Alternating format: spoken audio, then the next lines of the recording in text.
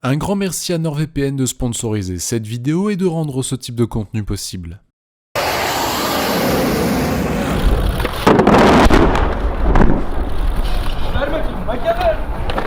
Pas mal, non? C'est français. En 2023, la France a franchi une étape majeure en devenant le deuxième exportateur d'armes au monde, dépassant ainsi la Russie, un acteur historique de ce marché. Ce bouleversement marque une évolution significative pour l'industrie française de la défense, qui se hisse désormais juste derrière les États-Unis. Cette avancée n'est pas le fruit du hasard, mais le résultat d'une combinaison de facteurs stratégiques. L'excellence technologique des équipements français, notamment les avions de chasse Rafale, une diplomatie active et des circonstances géopolitiques favorables, comme la guerre en Ukraine qui a redistribué les cartes du marché mondial. La France a su exploiter ces opportunités pour renforcer ses positions en Asie et au Moyen-Orient, région particulièrement demandeuse en armement. Cette nouvelle dynamique pose cependant des questions cruciales. Comment la France maintiendra-t-elle cette position face à une concurrence internationale de plus en plus féroce? Quelles seront les conséquences économiques et diplomatiques de cette dépendance accrue aux exportations d'armes? Dans cette vidéo, nous analyserons les facteurs clés de cette réussite, les marchés stratégiques et les défis qui attendent la France dans les années à venir. Mais avant cela, laissez-moi vous parler d'un des plus anciens sponsors de la chaîne, c'est NordVPN. Vous le savez sûrement, mais YouTube a lancé sa guerre contre les bloqueurs de publicité, et pourquoi faire compliqué quand vous pouvez obtenir tous les avantages de YouTube Premium à un prix dérisoire. En France, c'est 11,99€ par mois que je donnais depuis 2021. Mais grâce à NordVPN, en ayant mis mon VPN une fois en Ukraine, Turquie ou Argentine, je ne paie désormais que 2,51€ par mois, c'est plus de 80% d'économies réalisées, le tout en un seul clic. Vous avez 3 tiers. L'abonnement basique vous offre un VPN ultra sécurisé et rapide, capable de protéger jusqu'à 10 appareils simultanément, que ce soit sur téléphone, ordinateur, tablette ou même Apple TV et Android TV. L'abonnement essentiel renforce cette protection avec un bouclier anti-menace, bloquant les sites malveillants, les trackers de données et supprimant les publicités intrusives. Il analyse également les fichiers que vous téléchargez pour éliminer les virus et malwares. Enfin, l'abonnement ultime ajoute NordPass, un gestionnaire de mots de passe sécurisé, et NordLocker, un cloud chiffré de 1 Tera pour protéger vos fichiers sensibles. Avec nordvpn.com/terabellum ou le QR code qui s'affiche, obtenez 4 mois offerts sur tous les abonnements de 1 et 2 ans via le lien en top commentaire et en haut de la description, le tout satisfait ou remboursé pendant 30 jours, qu'avez-vous à perdre ? La montée en puissance de la France sur le marché mondial des armes repose sur un ensemble de facteurs technologiques, géopolitiques et stratégiques. Tout d'abord, la qualité exceptionnelle des équipements militaires français a largement contribué à cette progression. Le Rafale, l'avion de chasse de Dassault Aviation, est devenu l'emblème de cette réussite. Grâce à ses performances éprouvées sur le terrain et à sa polyvalence, il a conquis des marchés clés. Entre 2019 et 2023, la France a exporté 94 Rafales contre seulement 23 sur la période précédente, soit une multiplication par 4 des ventes. L'Inde, le Qatar et l'Égypte se sont imposés comme les principaux clients, représentant une part significative des exportations françaises. En outre, la situation géopolitique mondiale a joué un rôle déterminant. La guerre en Ukraine a non seulement bouleversé le marché des armes en Europe, mais aussi affaibli les exportations russes, traditionnellement fortes dans ce secteur, offrant ainsi une opportunité unique à la France pour combler ce vide. Les exportations russes ont chuté de 53% au cours des 5 dernières années, laissant une place vacante que la France a su occuper. Par ailleurs, la dépendance accrue des pays européens aux fournisseurs occidentaux, en particulier les États-Unis et la France, a renforcé cette dynamique. Les tensions croissantes en Asie et au Moyen-Orient ont également stimulé la demande en équipements militaires sophistiqués, domaine où la France excelle. Le succès de la France sur le marché des armes est également le fruit d'une stratégie étatique volontariste. Le gouvernement français soutient activement les exportations d'armes en y voyant non seulement une source de revenus cruciale, mais aussi un outil de souveraineté nationale. Les exportations permettent de maintenir les bases industrielles et technologiques de défense, aussi appelées BITD, essentielles pour garantir l'autonomie stratégique de la France. Cette stratégie s'inscrit dans une approche plus large, où la diplomatie et le commerce sont étroitement liés. Le rôle de l'État est d'autant plus crucial que les exportations d'armement permettent de compenser une commande publique souvent insuffisante pour maintenir à flot les chaînes de production. En combinant ces éléments, la France a su se positionner comme un acteur incontournable du marché mondial des armes, démontrant une capacité à s'adapter aux évolutions géopolitiques tout en capitalisant sur ses atouts technologiques et son soutien étatique. La montée en puissance de la France sur le marché mondial des armes s'explique en grande partie par sa capacité à conquérir des marchés, notamment en Asie et au Moyen-Orient. Le Moyen-Orient représente une part importante des ventes françaises, avec des pays comme les Émirats arabes unis, l'Arabie saoudite ou encore le Qatar en tête des importateurs. Les Émirats, par exemple, ont commandé 80 Rafales en 2022 pour un montant de 16 milliards d'euros, constituant ainsi l'un des plus gros contrats de l'histoire de l'armement français. Cette région, historiquement instable, cherche à moderniser ses forces armées pour répondre aux menaces régionales, ce qui profite aux exportateurs d'armes comme la France. Les ventes d'armes aux pays du Golfe renforcent également les partenariats stratégiques de la France, notamment à travers des coopérations militaires et des accords de défense bilatéraux. L'Asie, et plus particulièrement l'Inde, est un autre marché clé pour la France. L'Inde, qui est devenue le plus grand importateur d'armes au monde entre 2019 et 2023, représente près de 30% des exportations françaises sur cette période. Le pays a notamment acquis de nombreux Rafales, renforçant ainsi sa position militaire face à ses voisins, la Chine et le Pakistan. Cette relation commerciale est également soutenue par une coopération stratégique étroite entre Paris et New Delhi, visant à contrer l'influence croissante de la Chine dans la région Indo-Pacifique.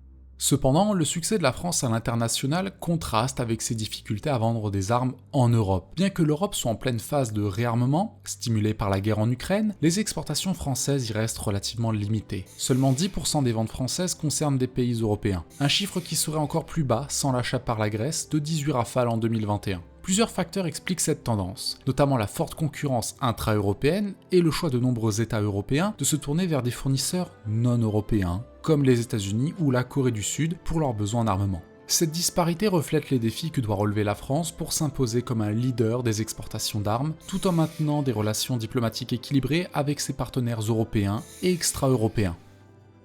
Le statut de la France en tant que deuxième exportateur mondial d'armes a des répercussions économiques et géopolitiques profondes. Sur le plan économique, les exportations d'armement sont une source majeure de revenus pour l'industrie de défense française. En 2022, les prises de commandes à l'export ont atteint un niveau record de près de 27 milliards d'euros, soutenus par des contrats emblématiques comme celui des 80 Rafales vendus aux Émirats arabes unis. Cette manne financière permet à la France de maintenir sa base industrielle et technologique de défense, essentielle pour garantir son autonomie stratégique. En effet, le marché intérieur, bien que conséquent, ne suffit pas à soutenir seul l'ensemble de l'industrie de défense. Les exportations permettent de réduire les coûts unitaires des équipements, rendant ces derniers plus compétitifs et moins onéreux pour les forces armées françaises. Les exportations d'armes jouent également un rôle clé dans la diplomatie française. En vendant des équipements militaires à ses partenaires, la France renforce ses alliances et exerce une influence accrue sur la scène internationale. Les contrats d'armement sont souvent accompagnés de partenariats de défense, qui incluent des formations militaires, des échanges d'informations stratégiques et des accords de coopération technologique. Les exportations vers le Moyen-Orient, notamment les Émirats arabes unis et l'Arabie saoudite, renforcent la position de la France dans une région clé, tout en soutenant des objectifs diplomatiques plus larges, comme la lutte contre le terrorisme et la stabilisation de zones conflictuelles. Cependant, cette dépendance accrue aux exportations d'armement n'est pas sans risque. Sur le plan géopolitique, la France doit naviguer entre les exigences de ses partenaires commerciaux et ses engagements internationaux, notamment en matière de droits de l'homme. Les critiques concernant la vente d'armes à des régimes autoritaires ou à des pays impliqués dans des conflits comme l'Arabie saoudite dans la guerre au Yémen mettent en lumière les dilemmes éthiques auxquels la France est confrontée. De plus, l'émergence de nouveaux concurrents sur le marché mondial, comme la Corée du Sud et la Turquie, pourrait éroder la part de marché de la France à l'avenir, forçant l'industrie française à innover constamment pour rester compétitive. Le modèle économique de la France, qui repose en partie sur ses exportations, la rend vulnérable aux fluctuations géopolitiques. Une réduction soudaine de la demande ou une réglementation internationale plus stricte sur les ventes d'armes pourrait avoir des conséquences négatives pour l'industrie de défense française. Ainsi, bien que la position de la France en tant que deuxième exportateur mondial d'armes soit un atout stratégique, elle comporte également des défis qui nécessitent une gestion prudente et une anticipation des évolutions du marché. Le Rafale, fleuron de l'industrie aéronautique française, incarne parfaitement la réussite de la France sur le marché mondial des armes. Cet avion de chasse polyvalent, conçu par Dassault Aviation, est devenu un atout majeur pour les exportations françaises. L'histoire du Rafale est celle d'un succès tardif mais éclatant, qui illustre à quel point la qualité et la persévérance peuvent payer dans un secteur aussi compétitif. L'un des principaux facteurs du succès du Rafale est sa polyvalence. Capable de remplir un large éventail de missions, du combat aérien à la reconnaissance en passant par les frappes au sol, le Rafale a séduit de nombreux pays cherchant à moderniser leurs forces aériennes avec un appareil capable de répondre à diverses menaces. Entre 2019 et 2023, la France a exporté 94 Rafales, un chiffre qui représente un tiers des exportations totales d'armement de la période. L'Inde, le Qatar et l'Égypte se sont imposés comme les principaux clients, avec des commandes massives qui ont consolidé la place de la France sur le podium mondial.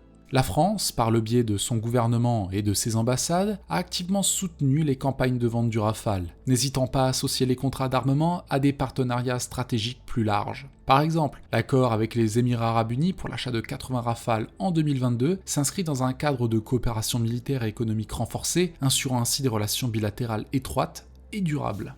Un autre élément clé du succès du Rafale est son statut de combat proven ou bien certifié au combat. L'avion a été largement utilisé par l'armée française dans des opérations extérieures, démontrant sa fiabilité et son efficacité dans des conditions réelles de combat.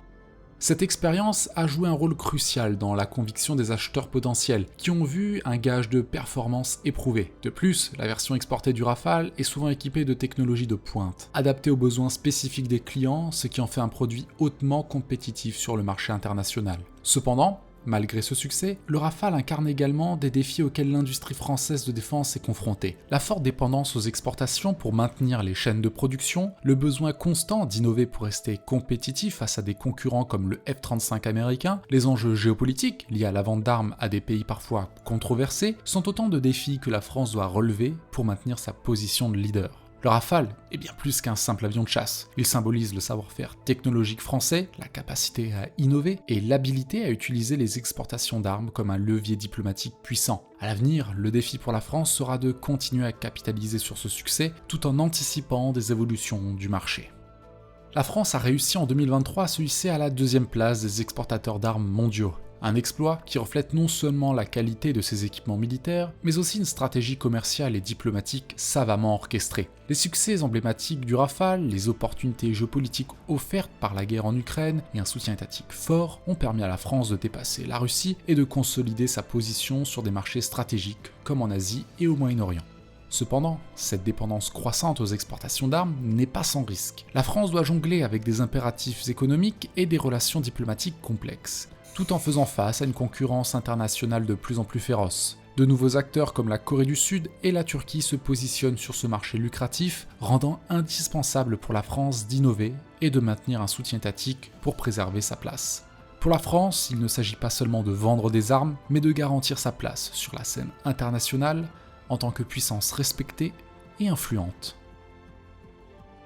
C'est tout pour cette vidéo, on espère qu'elle vous aura plu. N'hésitez pas à nous dire si vous souhaitez qu'on focus d'autres pays de la sorte, comme le Royaume-Uni post-Brexit, l'Allemagne de Scholz, ou encore le monopole des horticulteurs au Kenya. C'est vous qui décidez.